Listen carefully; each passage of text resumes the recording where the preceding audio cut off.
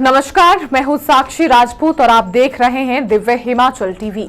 इस news bulletin में नजर डालेंगे हिमाचल प्रदेश की अभी तक की कुछ बड़ी खबरों पर। सबसे पहले headlines. This bulletin is brought to you by Rainbow International School, Nagrota Bagwa, The Magnet Public School, Hamirpur, and The Roots Country School, Baghi, Shimla. जमीन सौदों की जांच के लिए राजस्व रिकॉर्ड खंगाल रही एसआईटी। छुट्टी के दिन सीएम सुक्खू की बजट बैठक, शीर्ष अधिकारियों के साथ लंबी चर्चा। राज्यसभा चुनाव से पहले शिमला की वादियों की सैर कर रहे हरियाणा के विधायक। स्कूल लिविंग सर्टिफिकेट में देरी पर होगी कार्रवाई, आदेश जारी। एलपीजी सप्लाई बंद होने का डर दिखाकर ठग रहे शातिर। राष्ट्रीय लोक अदालत में 63,756 मामलों का निपटारा। 15 और 16 मार्च को बारिश और ओलावृष्टि की संभावना, अलर्ट जारी। अब खबरें विस्तार से। जमीनी सौदों की जांच के लिए पुलिस की एसआईटी ने राजस्व विभाग का रिकॉर्ड खंगालना शुरू कर दिया है। जमीनी सौदों की जांच के लिए पुलिस की एसआईटी ने रेवेन्यू डिपार्टमेंट का रिकॉर्ड खंगालना शुरू कर दिया है। पुलिस की एसआईटी जमीनी सौदों से हुए बेनामी लेन देन और धारा 118 के उल्लंघन की जांच कर रही है। SIT Himachal Pradesh tenancy and land reforms act 1972 की धारा 118 के तहत भूमि खरीद फरोख्त में संभावित अनियमितताओं को लेकर जांच कर रही है। सरकार को विश्वसनीय सूचनाएं और सामग्री प्राप्त हुई है, जिनसे संकेत मिलता है कि कुछ क्षेत्रों में, विशेषकर जहां विकास परियोजनाओं के लिए जमीन खरीदी या अधिग्रहित की जा रही है, वहां बेनामी स्वामित्व और संदिग्ध लेन देन हुए हैं। गग्गल एयरपोर्ट के आसपास, कांगड़ा क्षेत्र और ऊना के गगरेट इलाके में ऐसे मामलों की विशेष रूप से जांच की जाएगी। मुख्यमंत्री सुखविंदर सिंह सुक्खू ने हमीरपुर दौरे से सुबह शिमला लौटकर छुट्टी के दिन राज्य के अगले बजट पर अहम बैठक की है। देखिए क्या रहा खास।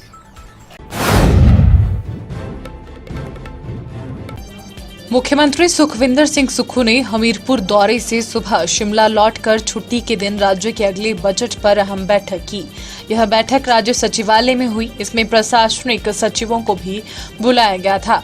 इस बैठक में बजट भाषण के बिंदुओं पर चर्चा हुई है। विधानसभा का बजट सत्र 18 मार्च से शुरू हो रहा है, जिसमें सीएम इस बार 21 मार्च शनिवार को बजट पेश करेंगे।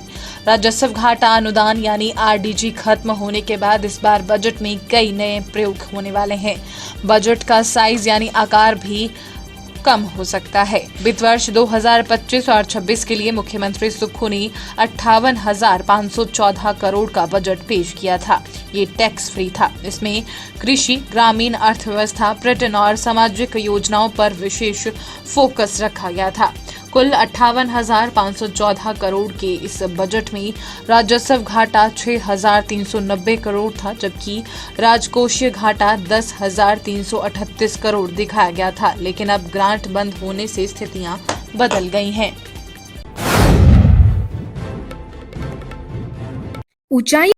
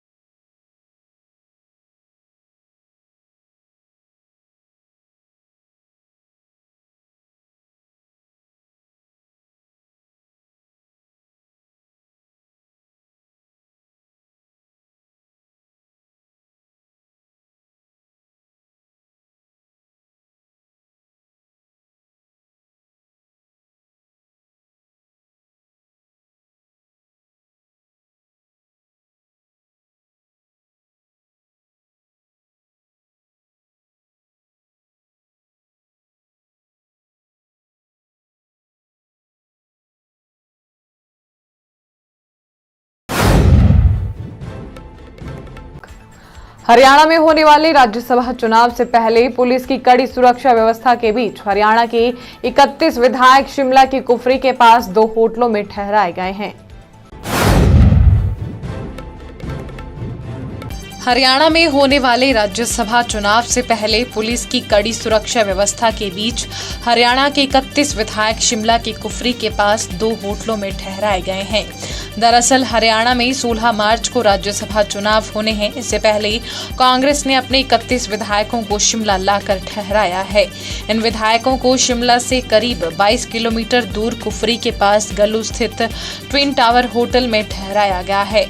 विधायकों के ठहरने वाले होटल और आसपास के इलाके में कड़ी सुरक्षा व्यवस्था की गई है। होटल परिसर में दिन रात पुलिस का पहरा लगाया गया है। शनिवार सुबह मुख्यमंत्री के राजनीतिक सलाहकार Sunil Bittu twin tower hotel पहुंचे और हरियाणा कांग्रेस के विधायकों से मुलाकात की। करीब 2 घंटे तक चली इस मुलाकात के बाद वह वापस शिमला लौट गए। शिमला में ठहराए गए कांग्रेस विधायक शनिवार को चायल के लिए रवाना हो गए। जानकारी के अनुसार ये विधायक चायल के साथ लगते जनेड़ घाट में आईटीसी कंपनी के होटल में लंच करने और सैर सपाटे करने गए थे। हिमाचल प्रदेश के कई निजी स्कूलों सहित सरकारी स्कूलों में समय पर स्कूल लिविंग सर्टिफिकेट जारी न करने को लेकर स्कूल शिक्षा विभाग सख्त हो गया है। हिमाचल प्रदेश के कई निजी स्कूलों सहित सरकारी स्कूलों में समय पर स्कूल लिविंग सर्टिफिकेट जारी न करने को लेकर स्कूल शिक्षा विभाग सख्त हो गया है। राज्य के कई स्कूलों में इन दिनों अभिभावक अपने बच्चों को एक स्कूल से दूसरे स्कूलों में दाखिला दिलवा रहे हैं। वहीं राज्य में नए 151 सीबीएसई स्कूलों में भी इन दिनों एडमिशन का दौर जारी है। ऐसे में कई निजी स्कूल सहित सरकारी स्कूल बच्चों को स्कूल लिविंग सर्टिफिकेट या तो जानबूझकर रोक रहे हैं या फिर इसे जारी करने में देरी कर रहे हैं, जिसके कई मामले शिक्षा विभाग के पास पहुंचे हैं।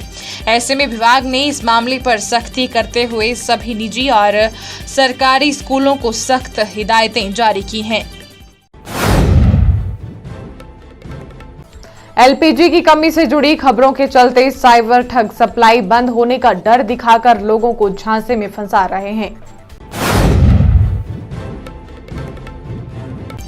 एलपीजी की कमी से जुड़ी खबरों के चलते साइबर ठग सप्लाई बंद होने का डर दिखाकर लोगों को झांसे में फंसा रहे हैं। साइबर ठग लोगों को एलपीजी गैस के फर्जी लिंक भेजकर चपत लगा रहे हैं।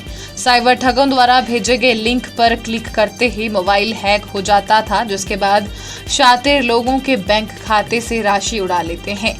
साइबर सेल शिमला की ओर से साइबर ठगों से बचने के लिए एडवाइजरी जारी की गई है। साइबर सेल की ओर से जारी एडवाइजरी में बताया गया है कि हाल ही में साइबर ठग फर्जी मैसेज के झांसे में लोगों को फंसाकर उनका मोबाइल और बैंक अकाउंट हैक कर रहे हैं। शातिर लोगों के मोबाइल पर मैसेज भेज रहे हैं जिसमें लिखा है कि एलपीजी का पेमेंट बाकी है और यदि तुरंत भुगतान नहीं किया तो गैस की सप्लाई बंद कर दी जाएगी। प्रदेश में राष्ट्रीय लोक अदालत में 63,756 मामलों का निपटारा किया गया है। प्रदेश में राष्ट्रीय लोक अदालत में 63,756 मामलों का निपटारा किया गया। प्री लिटिगेशन और लंबित मामलों के लिए हिमाचल प्रदेश के सभी न्यायालयों में राष्ट्रीय लोक अदालत का आयोजन किया गया। मोटर वाहन चालान के मामले में डिजिटल भुगतान के माध्यम से कंपाउंडिंग शुल्क सुविधा ऑनलाइन प्रदान की गई। राष्ट्रीय लोक अदालत के बारे में संदेश, जिंगल और आईईसी सामग्री के वितरण और स्थानीय निकायों के हितधारकों, गैर सरकारी संगठनों, पंचायती राज संस्थानों के प्रतिनिधियों, पैरालीगल वॉलंटियर्स, सार्वजनिक परिवहन सेवाओं आदि के माध्यम से जनता को जागरूक किया गया। राष्ट्रीय लोक अदालत में निपटारे के लिए 130 बेंचों के समक्ष 1,03,064 मामले उठाए गए, जिनमें 63,756 मामलों का निपटारा किया गया।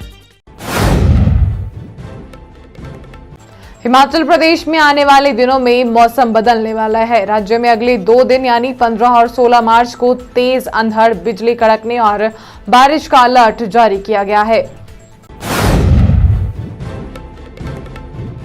हिमाचल प्रदेश में आने वाले दिनों में मौसम बदलने वाला है। राज्य में अगले 2 दिन यानी 15 और 16 मार्च को तेज अंधड़, बिजली कड़कने और बारिश का अलर्ट जारी किया गया है। इन 2 दिनों में कई जगहों पर 40 से 50 किलोमीटर प्रति घंटे की रफ्तार से तेज हवाएं चल सकती हैं।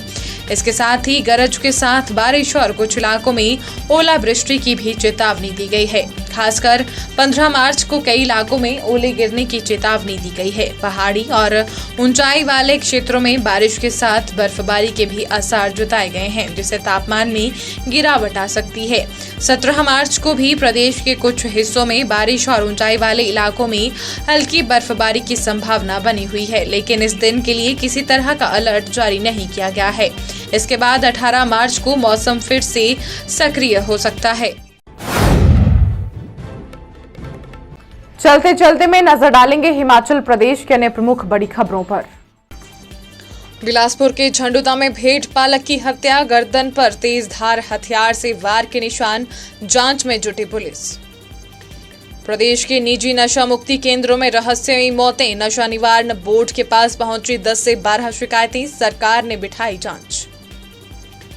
बिलासपुर के कलोल में मिला संदिग्ध पाकिस्तान का गुब्बारा, करेंसी का 10 का नोट भी बरामद, जांच में जुटी पुलिस। इस न्यूज बुलेटिन में बस इतना ही। देखते रहिए दिव्य हिमाचल टीवी।